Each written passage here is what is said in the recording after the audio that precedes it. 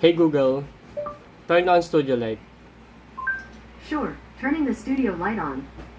Hey, what's up guys? Welcome back for another video, and today we'll be having another parcel na galing kay Sir Hatton Ricky. Yan, it is a legit seller guys from Malabon City.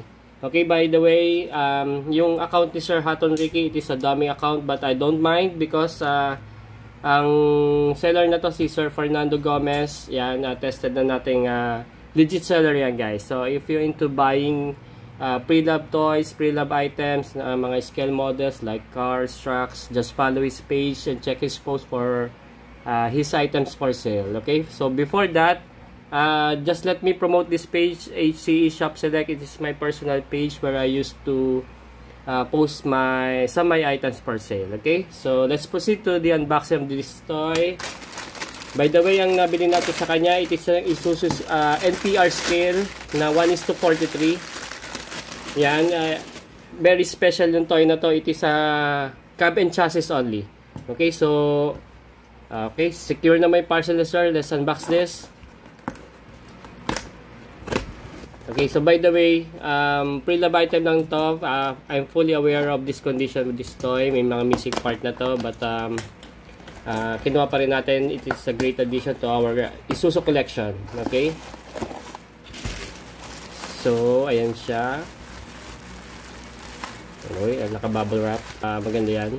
Para kung may malaglag na parts, nasa loob lang. Okay, so ayan siya guys. Tanggalin muna natin ito. Alright. So, ito siya. Isa siyang Isuzu NPR. Yan yung itsura niya. NPR part ng N-Series. Itong toy na to, this is manufactured by Hung Hing Toys. Na Japan item, but made in China. Okay, this is a 1:43 scale na 2019 model. Straightforward tayo to the material. Itong cabin niya na head, yung nakikita nyo blue, this is a die-cast metal. Acrylic yung plastic sa kanya is yung windshield and side windows, which is fixed, hindi nabababa kasi buo yan. Tapos yung headlight niya is naka-acrylic, very premium in look pag naka-acrylic. Yan. Ang missing sa kanya dito is yung side mirrors niya. Yan, dapat may side mirrors yan dyan. Okay, okay lang yan kasi pre-love item lang to. Yung details sa loob, yung sa cabin niya is plastic, yung black sa loob. This is a Japan truck. Nasa right side yung steering wheel niya. Okay? So sa side na to, itong chassis niya, this is die-cast metal. Yung part na to sa battery niya, ito is supposedly this battery niya. Tapos one axle yung wheel niya sa likod na tagalawa yung gulong. Okay, rubber wheels siya. Hindi pala siya mags, kundi rims siya. Plastic. Maganda rin yung details, guys. So, sa likod niya, may missing part to dito sa ilalim. Andito yung stoplights niya, just like in the picture. Ayan. Ayan, dito, die-cast metal din tong gas tank niya. Ayan. Hindi ko alam kung diesel na yung mga ganito, pero this is, ang tingin ko sa kanya, medium duty truck na to. Yung likod niya is open, just like na pag nag-import ka, mapa-surplus o brand new na galing Japan. Chassis lang siya and cab. Yung pinakalikod niya, pwede siya sa wing van, pwede rin ginagamit din siya as drop side and mini jump truck. Yan. Kaya nasabi ko siyang medium duty truck na siya. Hindi tulad nung N-scale na light duty truck lang, yung pan-deliver lang siya. Okay, so yung details na sa ilalim, yan. Merong spare tire, maganda sa model na to, sa Hung Hing. Yung spare tire is rubber din talaga. Hindi tulad nung N-Series saka yung E-Series ko na fix yung tires niya dito. Hindi siya talagang may gulong, no. Okay, so yan yung details niya sa ilalim. May markings dito na Isuzu. Teka, zoom in tayo. Yan, Isuzu 20 ano ba't nakasulat? Hindi ko mabasa. Yan, 2014, 2019. I think this is 2019. Kasi yung model ng toy na to is 2019.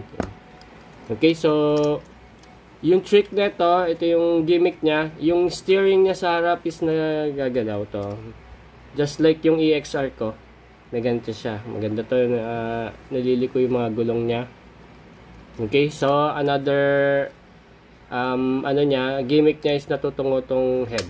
Yan. Pang diorama. Okay. Siguro may kailangan lang akong higpitan dito para hindi siya ganun na nakatungo. Okay, so may details din ng engine. Yan, pag tinaas mo siya. Ang ganda rin ng back nitong niya, yung sa likod ng truck niya. Siguro may missing part din dito, itong part na to. Titignan na lang natin sa web ko ano yung mga missing part niya. Yung exhaust kasi niya nasa likod. Ito yung exhaust. Ito yung exhaust tip niya. Okay, gumagalaw yung exhaust tip niya. Pero hindi naman siya matatanggal, guys. Yan. Okay. Ang ganda rin. Ang ganda ng detalye. Okay, so for the weight, let's check the weight. Medyo may kabigatan to compare dun sa sa N-series saka sa E-series ko.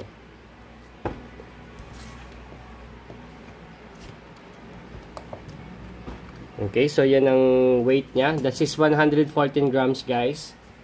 Parang same lang din sila ng weight. And for the size comparison, I have here the E-series and the N-series. Para ma-compare natin yung itsura ng head niya. Okay, so from the E-series, ito light duty truck lang din to. Ayan o, kaya nasabi na medium duty truck siya like yung mga F-series, yan. Kasi mas malaki yung cabin niya, yung space ng cabin niya, mas malaki din siya. Yung cowl din niya, mas malaki. Yan yung difference nila ng headlights arrangement nila. Saka yung head niya, yung cowl niya. Ito pa pala yung isa, yung N-series. Ayan, medyo light duty truck din to. Pag kinumpare mo sila, mas malaki pa rin tong NPR. Ayan, okay. Siguro medium duty truck nga to. Okay, so itong NPR na to, just like yung EXR ko, low roof lang to. Sa medium duty kasi, parang may nakikita na ako sa kalsada na bubble roof o yung high roof. Sa EXR meron din na model na ganun. High roof siya o bubble roof. Wala siyang ganito, windbreaker. Yan. Yung itsura ng truck na to, stock, guys. Pagka brand new or Japan surplus dinala sa Pilipinas, chassis and lang siya. Head lang, tractor head lang. Okay, so ayan siya. Okay, anyway, ang model ng Isuzu sa N-series, marami pala to. This one is NPR. May nakita ko sa web na NPR, may NKR, and NMR, saka NQR. Yan, iba-iba yun, guys. So, dito sa toy, nakakita ko ng NKR. Hindi ko lang makita yung picture niya. The rest wala na. Yung NMR, NQR, yung mga medium duty truck na yon, wala ko nakitang toy. Ito pa lang, NPR sa ganitong scale model na 1:43. Okay, so ayan siya. Okay, ayan siya. If you like more this Diecast toy review, just follow my page. I have a TikTok, Facebook, and YouTube account. I'll see you for the upcoming video. May mga parating pa tayo toys. So I'll see you and goodbye.